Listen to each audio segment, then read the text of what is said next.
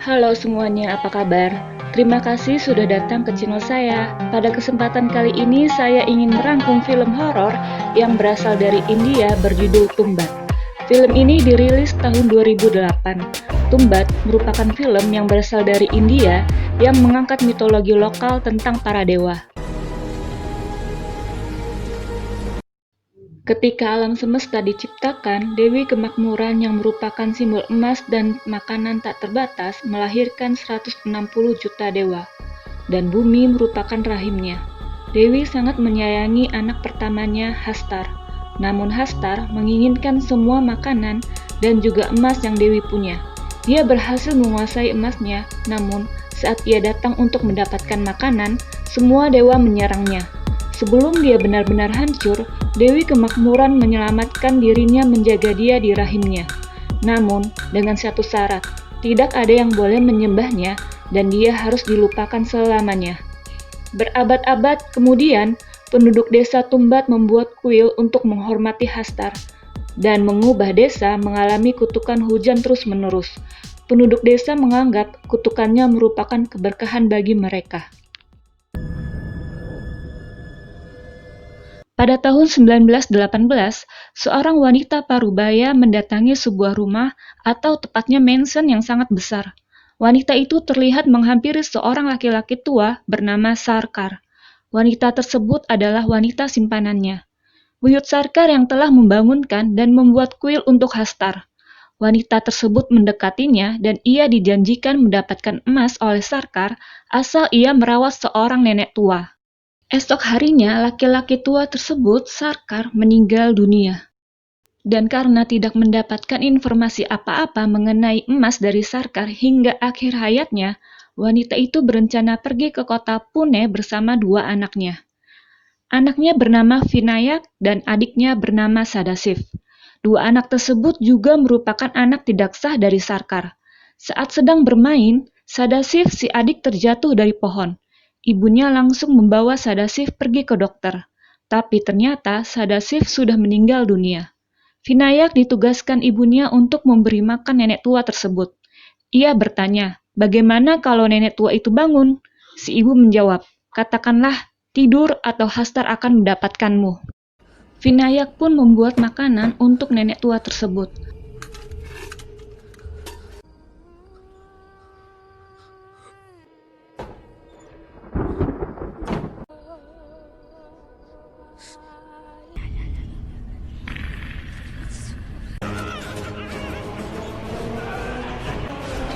Tapi ternyata nenek tua itu tiba-tiba bangun. Vinayak lupa tentang apa yang telah dikatakan ibunya jika nenek itu bangun. Nambul dia.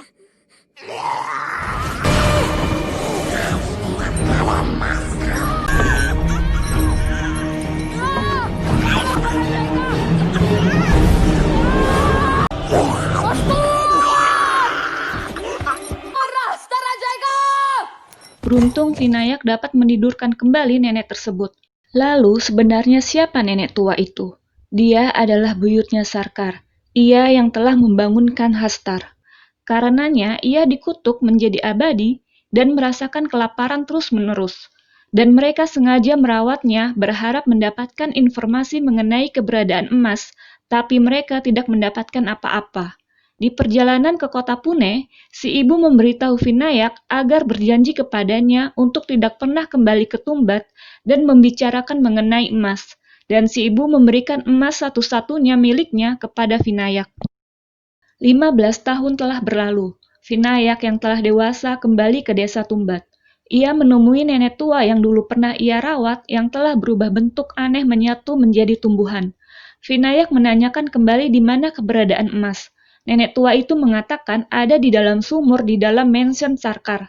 Nenek tua itu juga memperingatkan Vinayak agar tidak mendatanginya. Kalau tidak, ia akan mendapatkan kutukan dan berakhir seperti dirinya.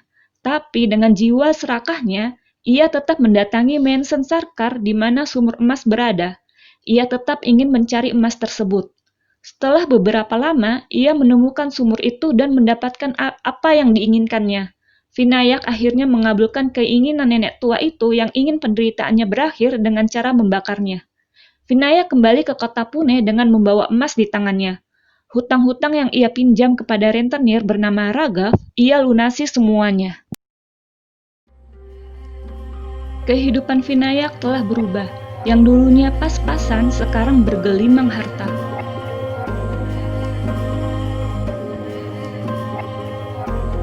Dan ia juga dikaruniai seorang anak laki-laki yang ia beri nama Pandurang.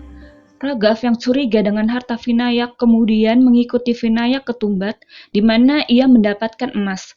Raghav menemukan sumur dan memasukinya.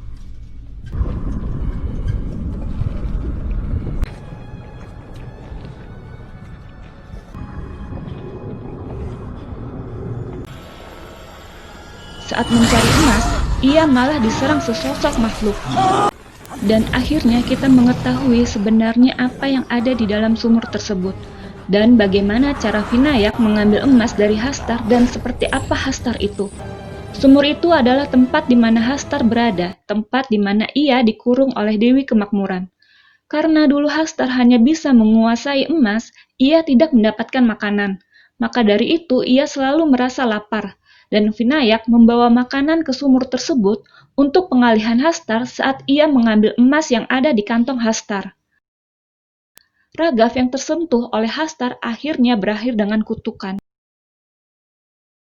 Beberapa tahun berselang, anak Vinayak kini sudah beranjak dewasa. Terlihat ia sedang berlatih seperti apa yang dilakukan ayahnya saat mengambil emas dari Hastar. Kini Vinayak telah menua, fisiknya tidak sekuat dulu lagi untuk mengambil emas. Saat waktunya tiba, ia pun membawa anaknya ke Tumbat untuk memperlihatkan ke anaknya bagaimana sumur tempat emas berada. Sebelum masuk ke sumur, ia mengajarkan kepada anaknya bagaimana cara membuat makanan untuk Hastar. Saat akan masuk, Vinayak membuang makanan yang tadi mereka buat, karena untuk saat ini mereka akan latihan terlebih dahulu. Setelah masuk ke sumur, mereka membuat lingkaran perlindungan yang akan melindungi mereka dari Hastar. Anak Vinayak menanyakan di mana Hastar. Ayahnya menjawab, Hastar tidak akan datang karena mereka tidak membawa makanan. Tetapi ternyata diam-diam Pandurang membawa makanan. Seketika saja Hastar datang dan kesempatan itu dimanfaatkan Pandurang untuk mengambil emas.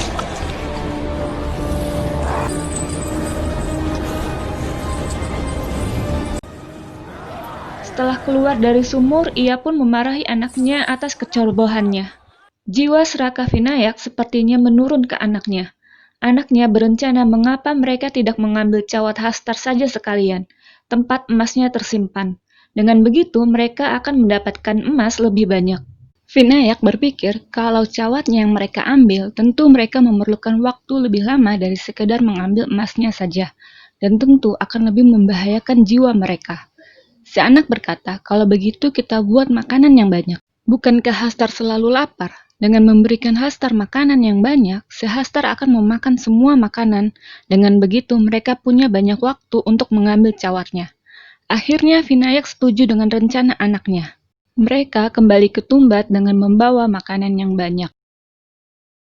Tapi rencana mereka di luar dugaan. Dengan makanan yang banyak, jumlah Hastar yang datang juga banyak. Jadi, Hastar akan datang sesuai dengan jumlah makanan yang ada. Karena selama ini Vinayak selalu hanya membawa satu makanan.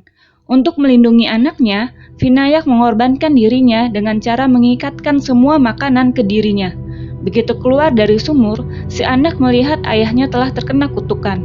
Akhirnya, untuk mengakhiri kutukan dan penderitaannya, ia pun membakar ayahnya.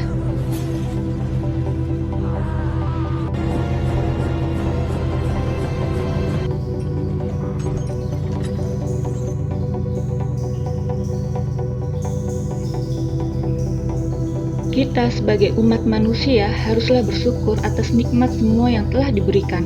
Janganlah serakah dengan apa yang ada di dunia ini untuk memenuhi kebutuhan nafsu semata.